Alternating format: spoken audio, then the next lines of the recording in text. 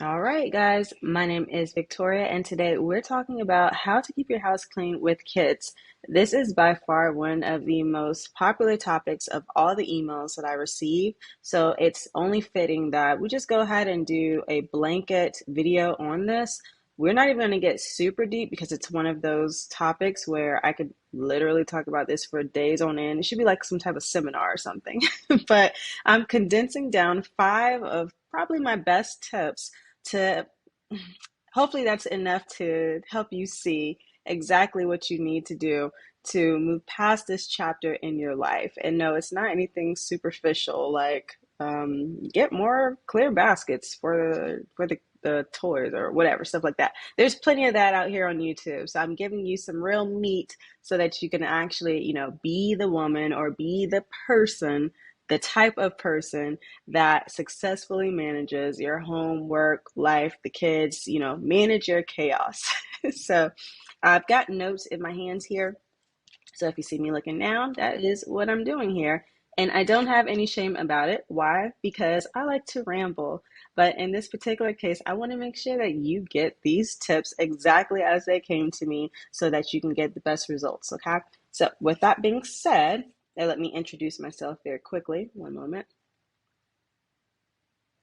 All right, so I am Victoria Alexander.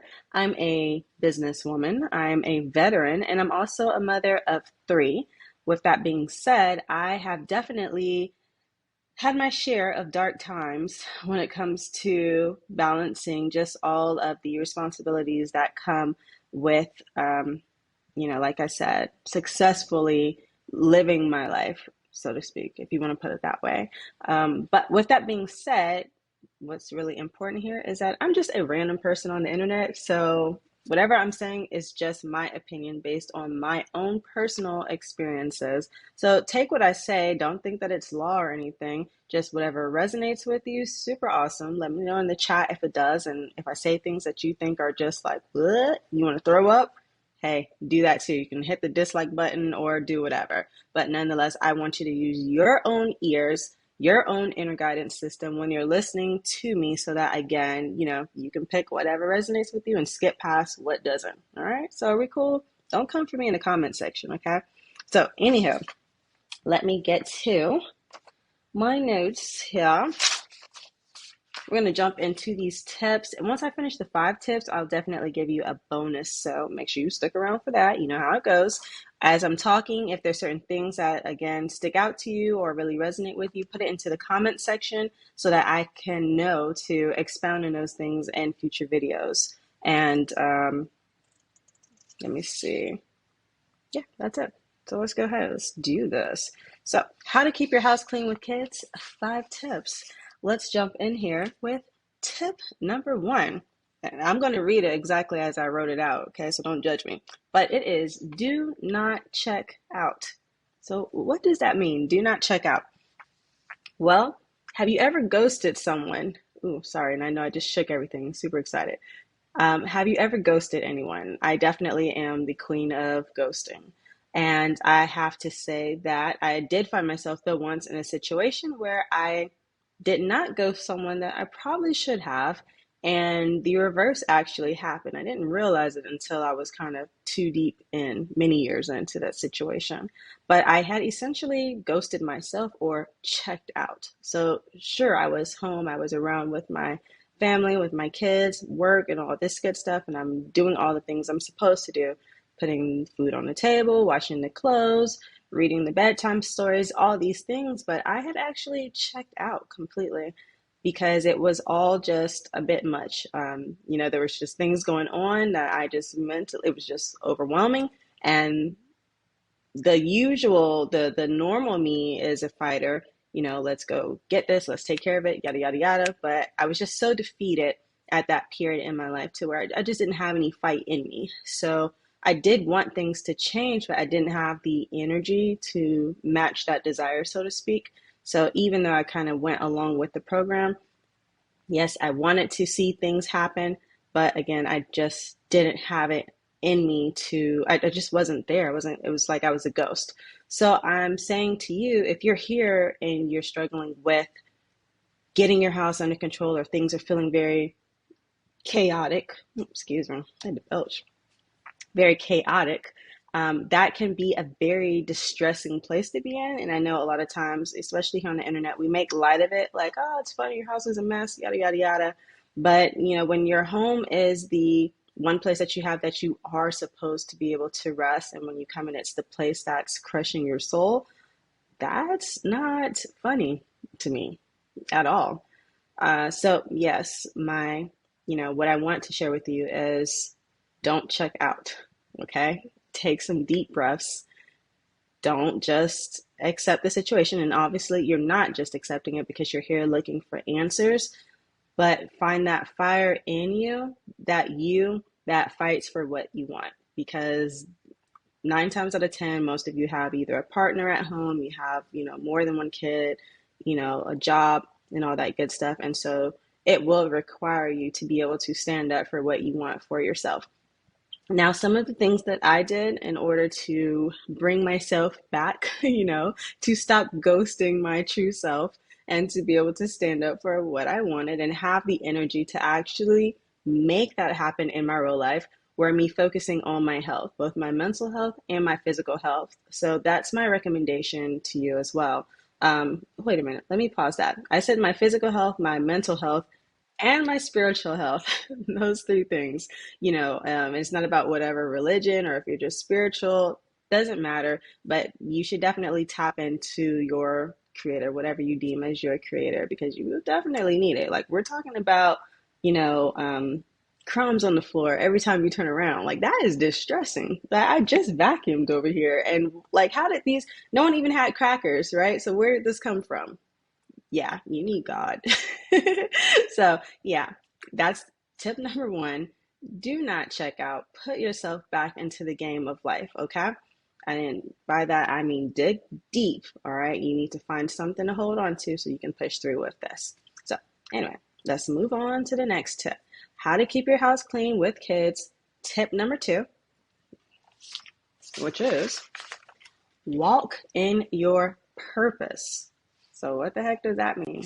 So, when I wrote down that one, what I was thinking was that it's hard to make the changes that need to be made in order for you to have the life that you want, in order for you to get control of the chaos, right? So, it's hard having to, let's say you and your partner don't share the same ideals, or you want everyone to clean as soon as you get home and all this stuff, and your partner's more like, hey, let's just do it on the weekend, right? Those are two very different viewpoints, and so that can cause a lot of friction. With that being said, when you are walking in your purpose, you're able to withstand that kind of friction. So instead of being defeated by that type of answer, you're more so going to look for a solution. So when you can identify your purpose, most of the time we're thinking of big things, right? Like, I was put here on earth to cure cancer, or to save all these puppies, or to, sell wigs to women with no edges like me.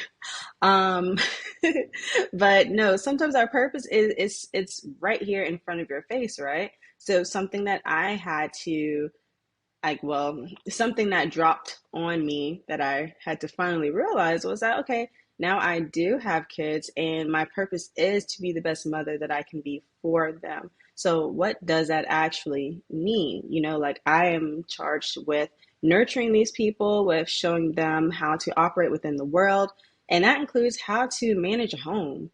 That also includes making sure that they have a clean home to be a part, or to live in, excuse me, learning how to be a member of a team. That's on me to show them teamwork. What does that look like? What does a good, manager look like? What does a good team player look like?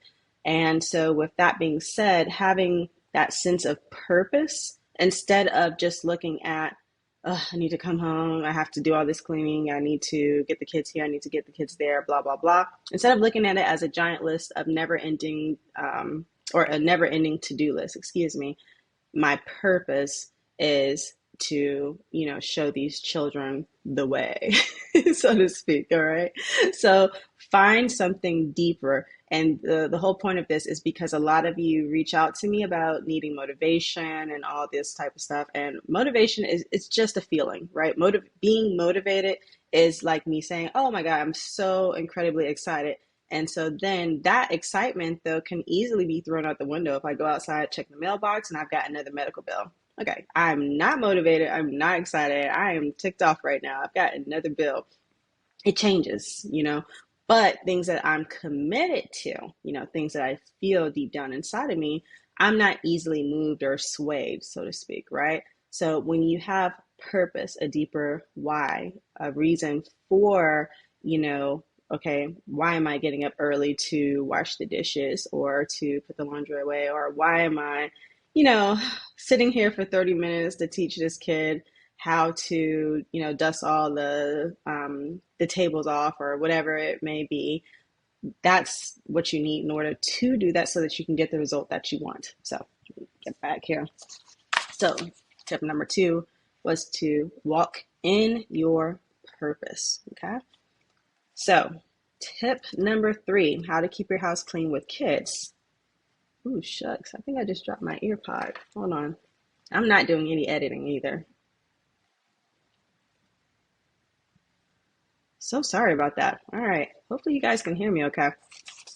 All right. So tip number 3, how to keep your house clean with kids. God, I feel like I'm beating up on you guys, but I'm just going to read it how I wrote it. If the team loses, it's your fault. So what do I mean by that, right? Think about all the like scandals and stuff we see that happens at a company, and I can guarantee you that 9 times out of 10, the CEO probably didn't even know what happened, right? Like there was a leak. That's like the IT department, right? The CEO, he's not in the IT department. He has nothing to do with that, but he's the one that gets fired, right? And it's like, dang, he is the head of this whole organization. It doesn't matter if he doesn't know about it, it's his fault. He should have known about it, right? That's pretty much what we're saying. So when it comes to your kids, when it comes to your home, here's so many people saying, "Oh, my kids are so crazy. I can't do anything with them." And yeah, I cleaned this up, and the kids came and they did blah blah blah blah. Stop blaming your kids. Like, your kids are not the problem. And you know how I know they're not the problem? Because your kids don't act like this at school and they don't act like this around other people. They act like this around you. And sometimes that's like a bitter pill to swallow, which also means, though, that there is a solution. Now, every family is different. Everyone has different things going on, different types of relationships. But nonetheless, this is really about making sure that you're nurturing those relationships, but also taking ownership for the fact that what you see around you is, it's a reflection of the effectiveness of your management style. Okay. So yeah, not to necessarily be taken personal, like, oh, you're a failure, nothing like that. No, it's just your management style needs to be tweaked if your company, your home, is not running the way that you think it should. Okay. Your kids, they're your teammates, your spouse, whoever lives with you, teammates. Okay. Take ownership for it. Once you take ownership for it, instead of thinking, that you need all these or that, excuse me, if you're thinking that you can't get control of these individual pieces, you never will. But when you take ownership for them, they are your children. This is your home. You have a reputation, so to speak. What are your kids going to say about you when they're older? You can influence that right now based on your actions, how you treat them, how you manage this. And I guess some people don't like to use those types of words when it comes to their home life, managing, organization, whatever. That just is what it is. If you're not managing it, if you're not getting organized, if you're not, sitting down, doing performance evaluations, so to speak, on a weekly or at least monthly basis, your ship is going to sink. That just is what it is. You guys are filing bankruptcy. No ways around it. So that was tip number 3. If your team loses, it is your fault. Let's move on to tip number 4. How to keep your house clean with kids. You need to embrace minimalism. If you're already struggling to figure out how to keep your house clean and without losing sleep and all this other stuff, the last thing you need is a pet, a dog. Why are you going out dog shopping when you already can't keep the house clean? How is getting a dog going to help your life right now? Like in just any regard, any sense. You're saying you don't have time to clean, right? But then on the other hand, you're taking on extra projects at work or for your church or enrolling your kids in extra activities and yada, yada, yada. Like at some point, home, what's going on there has to be a priority because whether you realize it or not, your home is affecting the you that's going out into the world anyway. All right. You cannot live in a home that's distressing you and think you're putting your best foot forward into life and in the world. So that has to be a priority. You have to stop the flow of stuff coming into your home, like the physical stuff. So all the shopping, all the Amazon boxes. And yes, I am definitely guilty of being an impulse buyer. I'm working on it though. I have seasons, where I'm just click, click, buy, purchase, box, box, box, box. Like it's bad. But yeah, seasons. They're coming fewer and fewer in between though, or further and further spaced out. We'll put it like that. But nonetheless, you got to stop bringing stuff into your house and you need to get really, really big on being intentional about where you're spending your energy, where you're spending your money, what you're bringing into your home, the things that you're putting on your schedule. Again, if your priority is your home and yourself, your own inner peace, happiness, why are you in all these other places when you should be at home? Why are you in all these other places when the relationships with your kids need nurturing? Sometimes they don't need another activity. You guys need to go on a date so y'all can talk, get to know your kid or your spouse or, whoever it may be. So minimalism, it is not just the physical, not just the physical items. Yes, that is super important. So yes, do take that seed. But also remember, we're talking intrinsically as well. Look at where your energy is being spent, where you're placing it, because you need that energy in order to, again, create the life that you want, create the home that you want to properly manage your chaos. And with that being said, we're talking about how to keep your house clean with kids to a certain degree. Because of the fact that you have kids, there will always be chaos. There will always be mess, but you can manage it so that, like I said, it's not in a place where it's distressing and where you feel, just disenfranchised and you're losing your mind and all that stuff. It doesn't need to be at that level. So anyway, that was tip number 4. Oh, I have one more note here. I wanted to write about that. So we'll say tip 4/B, okay? And it was about excess. So if you can go 2 or 3 days without washing dishes. So you're telling me, hey, Victoria, we have this issue. We have dishes piled up in the kitchen, all over the counters. I can't use it, yada, yada, yada. The only thing I'm hearing is you have way too many dishes, okay? Same goes for like laundry. I hear a lot of you saying, you got clothes everywhere, just baskets and baskets full of laundry.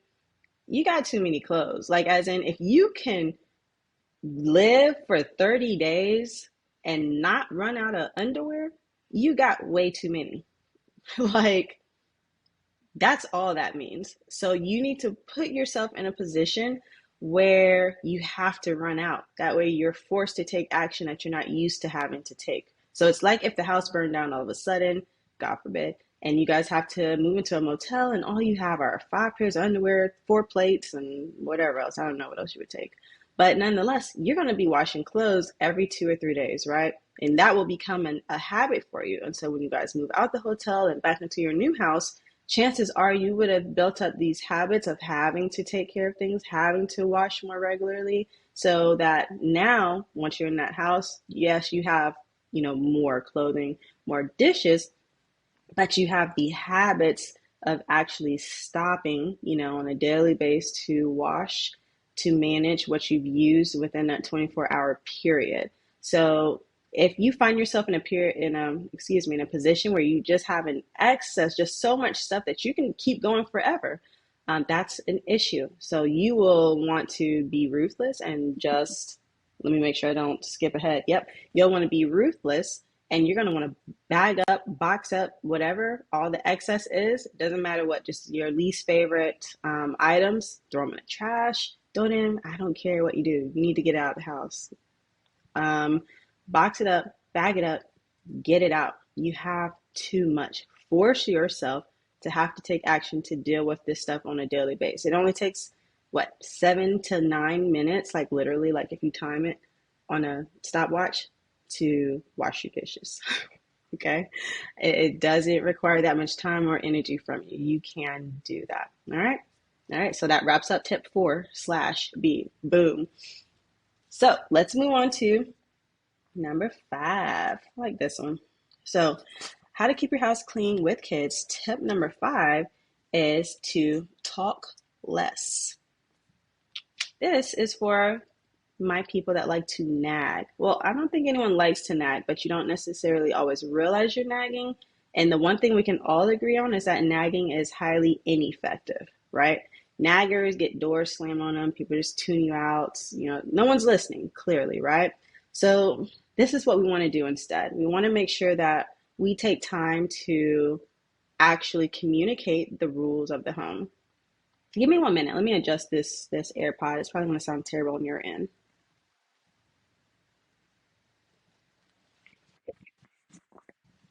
Okay, much better. All right, so you're going to want to take time to sit around the table and have a kumbaya moment where we talk about, hey guys, this is what's going on. This is what we need to do. It's not the time for fighting, for arguing. Be a virtuous woman or a virtuous man, kind of like above all the drama and the mess or whatever, and just sweeping in like, hey y'all, we need to take care of this. Here's your job. Here's your job. Here's my job. Here's the why. This is what happened if it doesn't get taken care of. No emotion, just straight taking care of business. Okay. Um, and after that conversation is had, you need to embrace a couple of things, which are number one, bad habits need to be unlearned. Okay. So, yes, we had the conversation today, but you also need to have the wisdom of knowing that everyone's been doing whatever they've been doing for weeks, months, years. Okay. That's years of habits that need to be undone. So it's not going to be undone with just one conversation. All right. So give everyone grace, including yourself, because even you ringing everyone in, that's a new thing. You have to get into the habit of even, bringing everyone to the table so you can have these types of talks so that you guys can look around, see what's going on, who needs to tweak what, whatever it may be. So I say all that to say when you are trying to turn your home, turn your family around, and there are people, even if they're not people, even let's say it's just you and you're just having a hard time struggling with your home and, like I say, work schedules or whatever it may be, grace still has to be given because, again, you're unlearning bad habits. You're fighting those things that your body has learned to do. So in your mind, yes, you know what you want to do, but your body's just used to doing what it does. All right. Your body's like a stubborn teenager or whatever. So you're going to have to, you got to break her. I'm sorry, what you do. And like I said, give that grace to your other family members. So you don't want to do that with nagging. You do want to do that with proper communication. So that can include things like making sure chores are on Google Calendars, making sure you have the signs posted wherever they may need them, making sure there are consequences to not doing those chores, and you have got to follow through. If you have the consequences and you don't follow through, I mean, you're killing yourself. Like, why are you even doing this, right? With that being said, make sure the consequences, it needs to be something that's a little painful, but we're not talking about like, a level 1 situation with a level 5 consequence, right? Not the death penalty or anything like that. But you do want to, let's say you have a kid, they're supposed to be vacuuming twice a week or whatever. They don't do that, and it would have taken them, 30 minutes to do that or whatever. All right, cool. So then on Saturday, they want you to take them to, wherever, where in that particular place or in this particular situation, you can, look at your watch. They want to be there at 3. So at 3 o'clock, you say, hey, you know what? I need to vacuum. That's the one thing that didn't get done this week. And so you take that 30 minutes to take your sweet time vacuuming, doing whatever chores, it may be. And then when you're done, yeah, then we can all go, right? That's a consequence. That's a sucky consequence. Someone would be pretty mad about that. But you need to be stoic. You need to, be steadfast and walk in it. So of course, tailor consequences based on the age of your children. If they're younger kids, that can of course be a certain toy being put into timeout for the next 24 hours that they don't get to play with, or a lack of treats or sweets or whatever it is that they don't like. My kids, we have a star system, even though we are about to change it. It works for two of my kids. It works for the twins, not my daughter, not my daughter. The fact that she's not going to win, like, yeah, it has turned her into an absolute monster. So I'm working on a new type of reward consequence system for her that, can actually motivate her and not send her into just absolute malfunction junction. So yeah, pray for us. Yeah, let me see if I have any more notes here. In a moment. You can also take this time to definitely hit the like button, of course. Let me know in the comment section if any of these tips have been helpful to you, which I really hope that they have. Oh, you know what? I kind of messed up. I did mess up a little bit. So I told you guys that there was a bonus tip, but I kind of I let the bonus bleed into tip number 5. All right, so here we go. Let me rewind for a second. Tip number 5, how to keep your house clean with kids. Talk less, show more. The big thing I wanted to say about that tip was that you can use one word gentle reminders instead of the nagging and the name calling and all this other stuff, okay? So, for instance, my kids are supposed to put their shoes into the shoe closet when they come home. When I see that they have not done that, that's when I may walk up, to wherever they are, and I'm like, shoes, and I just walk off. The kids get up, they go get their shoes, put them away, go back to whatever they're doing. But imagine if I'm like, hey, you creeps, or whatever you call your kids. I don't know what people call their kids these days. Crazy people. Hey, you crazy people, y'all left y'all shoes over here. Y'all need to come get it. I'm about to snap on all y'all, whatever. We don't need all that energy. Let's just, again, be, high value people and deal with our children, respectfully, or the way we'd want to be treated. Just a gentle reminder, hey, shoes, and keep it moving, right? So yeah, that was tip number 5. Then, moving into the bonus tip. Yeah, this is kind of sloppy, but whatever, we're rolling with it. So the bonus tip, oh, I didn't roll into it. Yeah, so no, you guys did not get the bonus tip just now. So introducing the bonus tip. The process of unbreaking bad habits. So the actual process that you're going to want to follow in order to teach your kids how to do their chores, or even, your spouse or whomever it may be, show them how you want it done, if that's necessary, is to show, and then you allow them to mirror you, and then you will watch them and then let them fly. And when they get into the fly zone, that's when, you can start adding in the consequences or rewards. So for example, if you want to teach the kids how to, let's say, a simple task, and this could work with anything. And I get it, whole house is a mess, but you're going to want to pick something that's, super easy and that's meaningful. So for me, I have 3 little ones, we have bath time. So it'd be really helpful if they put their own dirty clothes into the dirty clothes basket. So that's what we'll work on. So the first thing I do is let them know, like, hey guys, we're taking our clothes off here. I'll pick up the clothes and I'll show them. I want you to put them in here in this this hamper when we finish.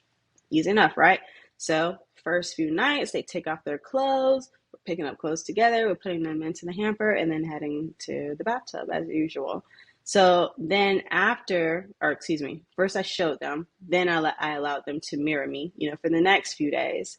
Then let's say day 7, I'm like, all right, guys, make sure you're putting your clothes away. When you take them off, the dirty clothes into the dirty clothes basket, and I'm just watching them. They're picking them up, putting into the hamper. After that, pretty much now they know, hey, this is what needs to be done. And so it's funny because it's like, well, if there is no hamper laying around, they're just there. They have the clothes in hand. They're like, where am I supposed to put it? Where am I supposed to put it? That's the other piece. It kind of like bleeds back into some of the things we were talking about previously, where, the chaos that you see, it's not your kids a lot of times, it's you, right? So if I don't put the hamper out for them to put the clothes in, well, naturally they're dropping it, back onto the floor or whatever, right? So that's on me. That's my bad. Um, but anyway, so the process, remember, first you want to show your kids what to do, then you guys want to do it together, allow them to mirror you, then you want to watch them, then you want to let them fly, and that's where you'll just periodically peek in, make sure they're doing what they need to be doing as they do whatever. And then you can add in the consequences and rewards and allow this process to always take, from a few days to a few weeks, depending on what type of chore or task we're talking about. And of course, always be age appropriate.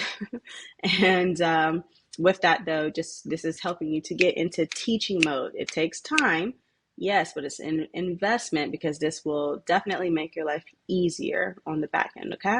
So I really hope that you enjoyed this video. Again, hit the like button. Let me know in the comments. Is there anything that really resonated with you or stood out? And I think it's always good to really type in the comments so that other people don't feel alone. Because again, like I said, having a messy house is not funny. I mean, yes, we make light of it and we laugh like, dang, girl, your house stinks. Smell like kids. Ugh. But, yeah, you don't feel good having to come home to that. And like I said, I have been there. I know it. It is the sunken place, and I don't wish it for anyone. And that's why I want to do everything I can to help you pull out of that place. Okay. You cannot live your life there. It's like a slow death, so to speak. You're dead every day. You're ghosted. But anyway, let's lighten this up a little bit, right? So yeah, if you like the video, like what I have to say, definitely subscribe. I'll be coming to you with more videos. And with that, I hope that you enjoy whatever the next video is that pops up on your screen.